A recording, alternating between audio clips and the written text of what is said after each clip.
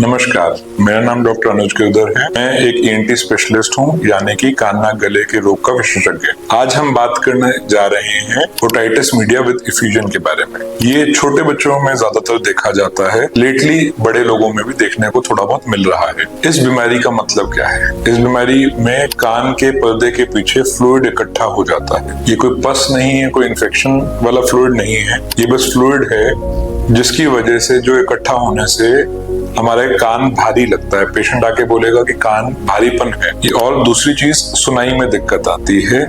सुनाई में दिक्कत क्यों आती है, उसके लिए हमें पहले कुछ बेसिक सुनाई देता कैसे वो समझना पड़ेगा। नॉर्मली आवाज एक वाइब्रेशन की तरह आती है जो कान के अंदर जाती है, वो ईयरड्रम यानी कि कान के पर्दे पे पड़ती है, उससे वो ईयरड्रम वाइब्रेट करता है। वो वाइब्रेशंस अंदर कान की 3 बारीक हड्डियां होती है, मेलियस, इंकस और स्टेपीज, उन तीनों को हिलाता है, ऑसिकुलर चेन को हिलाता है। स्टेपीज अंदर जाके नस को टच करती है, वो अंदर इंफॉर्मेशन दिमाग तक जाती है। अब कोई भी चीज अगर इन हड्डियों को रोकेगी या पर्दे की वाइब्रेशन रोकेगी, वो सुनाई में दिक्कत करेगी। इस बीमारी में पर्दे के पीछे पानी, फ्लूइड इतना इकट्ठा हो जाता है कि पर्दे की वाइब्रेशन की मूवमेंट को रोकता है। तो अगर पर्दा नहीं हिल पाता तो सुनाई में दिक्कत आती है। तो मरीज मेनली 2 दिक्कत लेके आता है कि एक तो मेरे को सुनाई नहीं दे रहा, एक कान भारी होता है। छोटे बच्चे आमतौर पे बता नहीं पाते हैं, पेरेंट्स लेके आते हैं कि जी बच्चा रिस्पॉन्ड नहीं कर रहा, बच्चा स्कूल में अच्छा परफॉर्म नहीं कर रहा, ऐसा हमें शक है कि बच्चे को सुनाई नहीं दे रहा।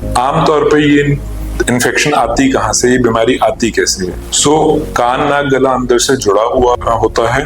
नाक और कान के बीच में नली जाती है, स्टेशन ट्यूब बोलते हैं उसको। जब स्टेशन ट्यूब ढंग से काम नहीं करती या फिर किसी कारणवश उसकी एंट्री ब्लॉक हो रही है, नाक का रास्ता ब्लॉक हो रहा है, तो वो अंदर नेगेटिव प्रेशर इकट्ठा होता है। अब या तो उससे पर्दा खराब होना शुरू हो जाएगा या फिर अंदर फ्लूइड इकट्ठा होना शुरू हो जाएगा। इसमें नाक बंद होने कई सारे कारण हो सकते हैं, या तो एडिनॉइड है, जैसे छोटे बच्चे हैं एडिनॉइड की गांठ है, उस वजह से हो सकता है, या फिर नाक की हड्डी बहुत टेढ़ी है, बच्चे को एलर्जी है, साइनस की दिक्कत है, टॉन्सिल की दिक्कत है। इनमें से कुछ या कई सारी चीजें इकट्ठे हो सकती हैं। अगर ये सब है तो दवाइयां दी जाती हैं, सोजन को बिठाया जाता है, उससे धीरे धीरे ट्यूब का फंक्शन बेटर होता है और जो कान के अंदर इकट्ठा हुआ फ्लूइड है वो वापस नाक के रास्ते निकल जाता है। दूसरा तरीका ये है कि भाई हम इसके अंदर, पर्दे के अंदर पहले तो चेक करें कि हुआ क्या है। उसके लिए एक तो एंडोस्कोपी की जाती है, दूरबीन से चेक किया जाता है, उसके अंदर हमें दिख जाता है कि पर्दे के पीछे फ्लूइड है कि नहीं है। साथ में एक एक्सरसाइज करा के देखते हैं, उसको वॉल्सेल्वा बोलते हैं।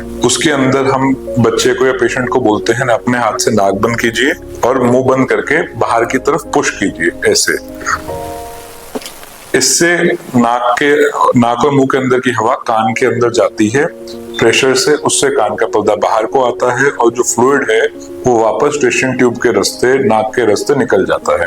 ये अगर हम डेमोन्स्ट्रेट कर पा रहे हैं तो चांसेस ये ज्यादा है कि इसमें आराम दवाइयों से आ जाएगा। दूसरा तरीका टेस्ट करने का होता है ऑडियोमेट्री, जो एग्जैक्टली बताएगा कि सुनाई कितना दे रहा है। दूसरी एक अलग तरह की ऑडियोमेट्री होती है जिसको बोलते हैं इम्पीडेंस ऑडियोमेट्री। उसमें हम कान के अंदर मशीन से चेक करते हैं कि प्रेशर से पर्दा मूव कितना कर रहा है। फ्रीली मूव कर रहा है तो दिक्कत नहीं है, अगर फ्रीली मूव नहीं कर पा रहा है तो इसका मतलब पर्दे के पीछे कोई फ्लूइड है या रुकावट है। अगर दवाइयों से इसमें आराम नहीं आता तो इसके अंदर मैनिंगोटमी करनी पड़ती है।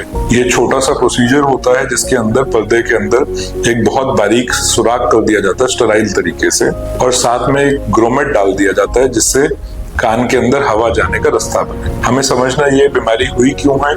ये बीमारी सिर्फ और सिर्फ इसलिए होती है कि कान के पर्दे के अंदर की तरफ हवा नहीं जा रही है, कहीं ना कहीं वेंटिलेशन ब्लॉक है। तो अगर वो वेंटिलेशन ब्लॉक एडेनॉइड की वजह से है तो हमें वो ठीक करना है, उसको हटाना है। सेप्टम डेविएशन की वजह से, नाक की हड्डी टेढ़ी होने से है तो उसको ठीक करना है। टॉन्सिल की वजह से, साइनस की वजह से तो उनको ठीक करना है। तो प्राइमरी कॉज को तो ठीक करना ही करना है, साथ ही साथ दवाइयों से उसको सेटल कराना है। जिन केसेस में टाइम ज्यादा लग रहा है, प्राइमरी कॉज हमें पता है टाइम ज्यादा लगेगा ठीक होने में, तो हमें साथ में मैनिंगोटमी करनी पड़ती है ताकि अपने आप प्रेशर से पर्दा ना फट जाए। एक बार पर्दा फट गया तो फिर वो क्रॉनिक सुपरेटिव ओटाइटिस मीडिया में कन्वर्ट हो जाता है, वो बीमारी बढ़ जाती है, उसका ऑपरेशन से ही फिर इलाज होता है। तो अगर आपको या आपके आसपास किसी को भी ऐसी कोई दिक्कत है कि कान में भारीपन है, सुनाई में दिक्कत है, तो उनको ये बीमारी हो सकती है। उनके साथ शेयर कीजिए और ऐसी और बीमारियों की जानकारी के लिए सब्सक्राइब कीजिए। Thank you.